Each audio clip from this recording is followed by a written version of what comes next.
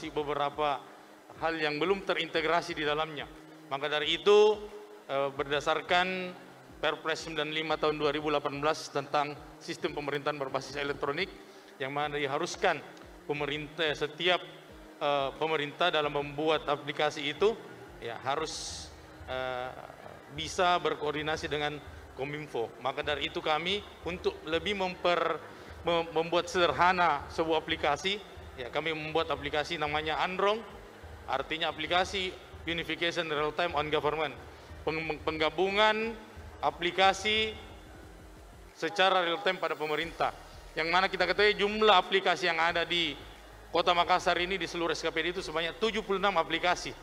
Ya, ini harus kita gabungkan supaya bisa masyarakat itu lebih mudah mengakses aplikasi yang ada di pemerintah.